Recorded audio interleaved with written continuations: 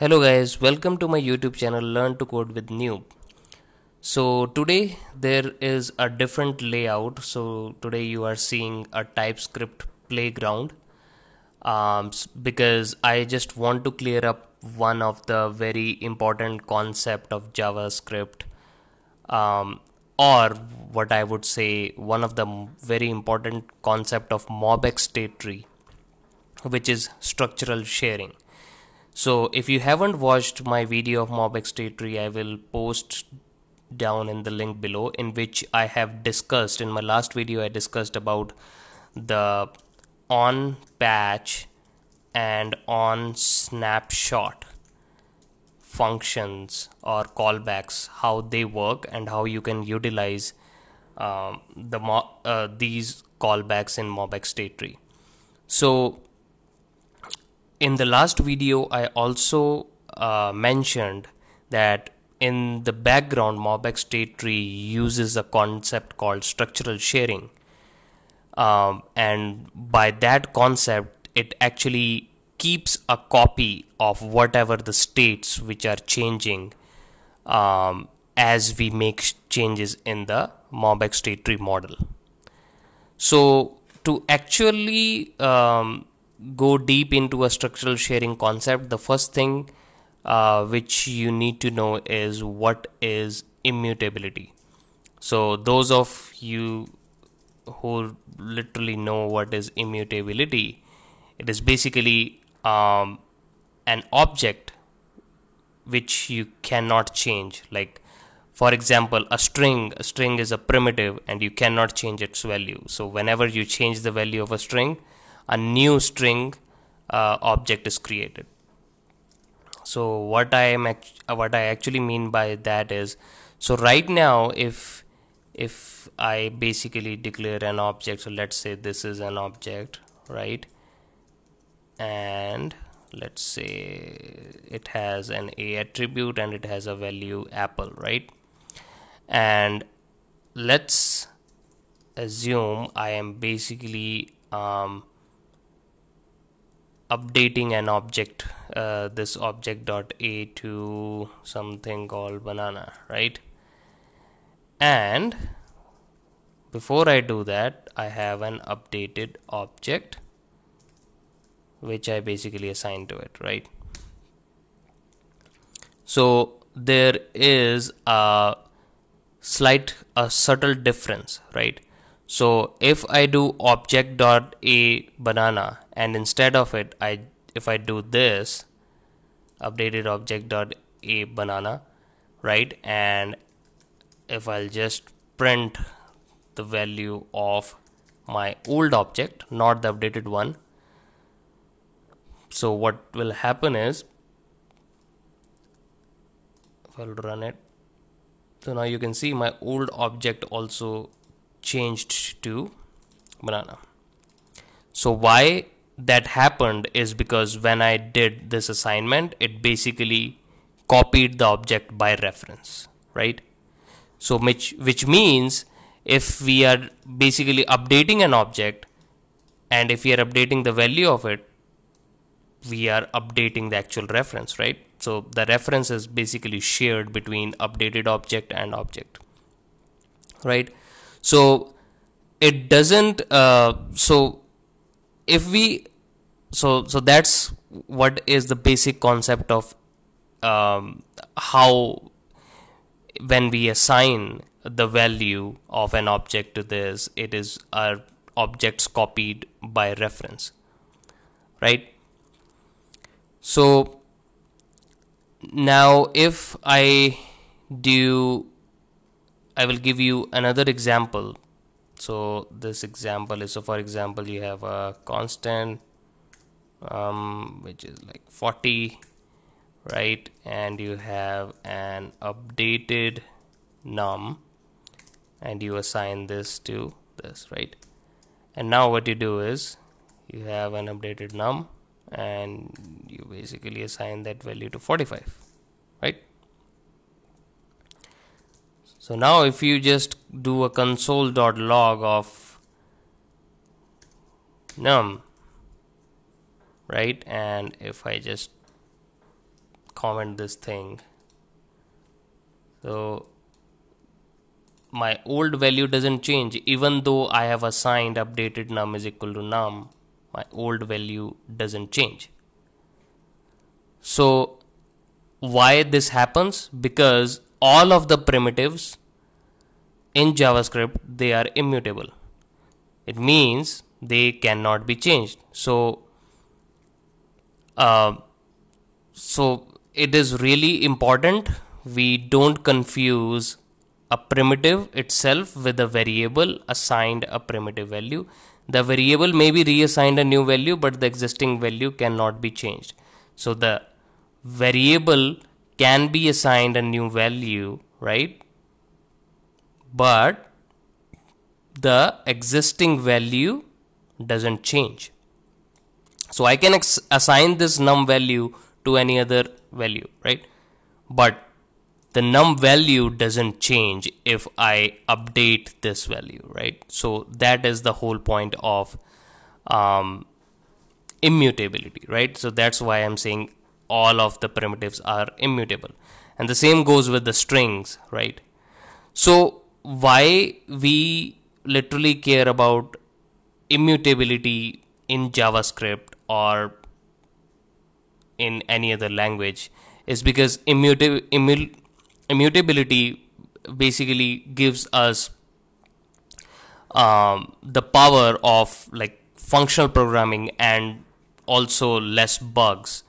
So JavaScript, you know, it is a multi-dimensional or multi-paradigm language. You can use it as an object-oriented programming and you can use it as a functional programming. I mean, there are other languages too which does that, like Kotlin. So so with this immutability, you get like a good functionality of like time traveling, right? So for example, you can basically track what were the states this object traveled and it now is in this state, right? So how we actually achieve immutability in JavaScript? So one of the ways to achieve immutability in JavaScript is, so for example, let's say again I am taking this same Apple object, right? And what I will do is I will just do an updated object and I will do object.assign, right? And over here it is object.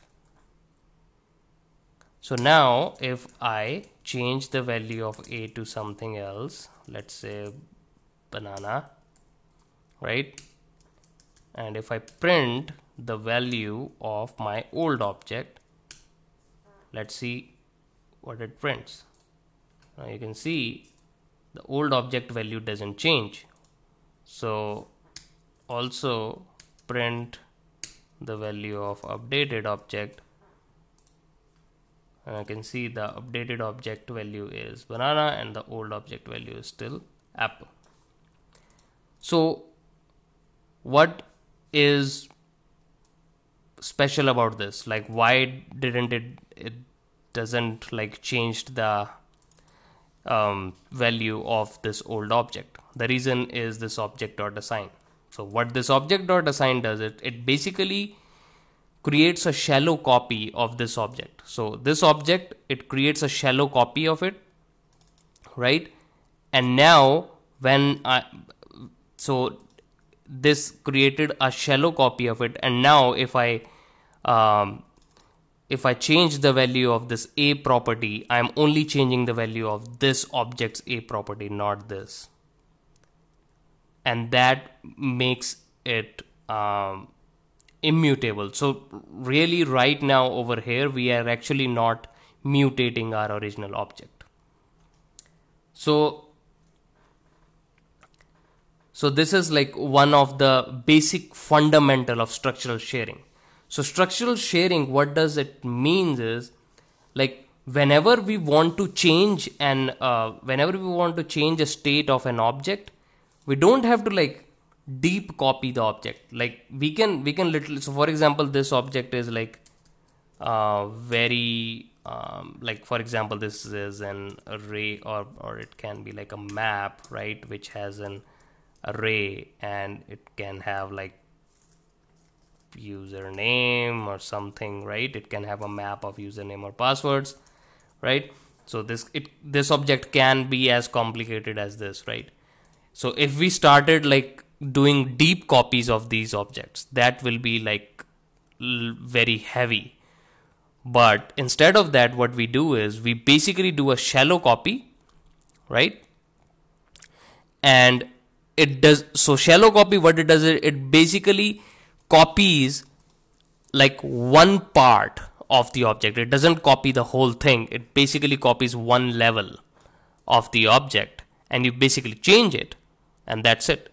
So it works same as Git. So what happens at Git?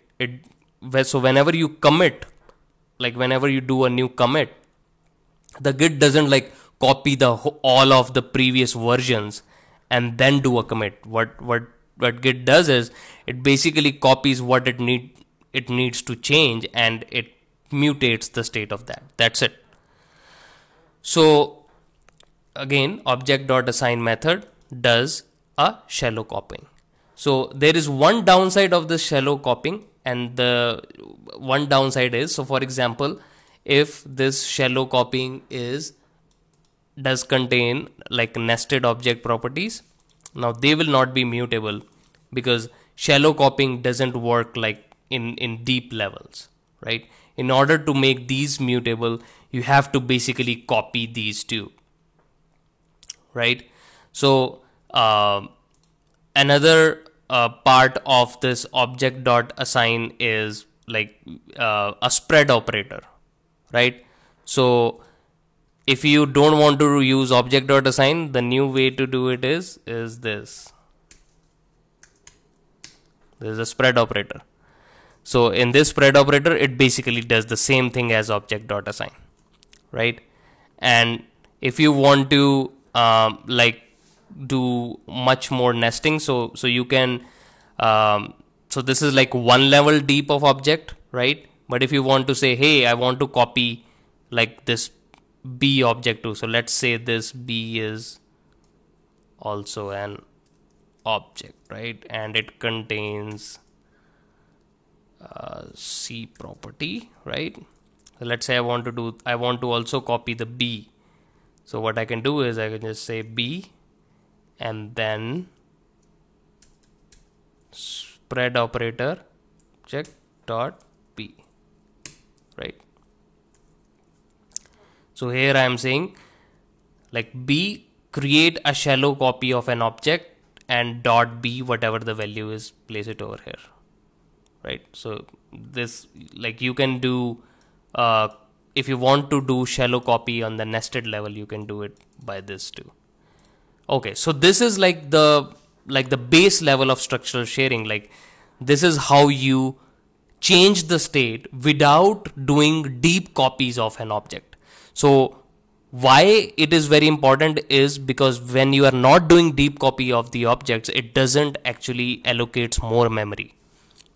So it is memory efficient too, right? So that is one of the fundamentals of structural sharing, and that's what MobX state tree uses. So if you want to do a structural sharing, a structural sharing in this object, you want to change the state of this object. That's how MobX state tree does. It basically does a shallow copying by, it can be by spread operators or object.assign, and then it changes one of the state or one of the property which we want to change, right?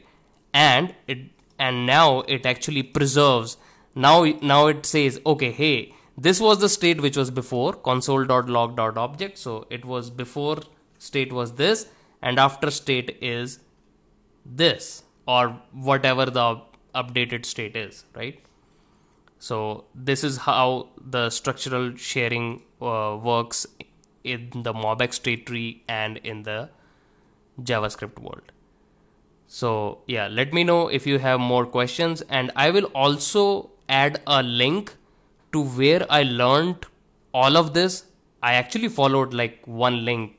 I can share it with you guys. I will post a link in the description. Like all of the examples which I basically showed you. I showed you all of the examples from this. This is a very good read by this awesome software engineer Umid, and this was a very thorough blog which he wrote about why immutability is important in JavaScript. It was very thorough, and from here I literally understood the concept of structural sharing. So I will post the link of this down below, and there is one more guy. If you this structural sharing, like this blog, Yanothan. So this guy, like this blog was also pretty awesome. So I will share both of the links in the description. So yeah, so guys, if you liked this video, please do subscribe, like, or comment. Or if you have any questions, please comment. Thank you.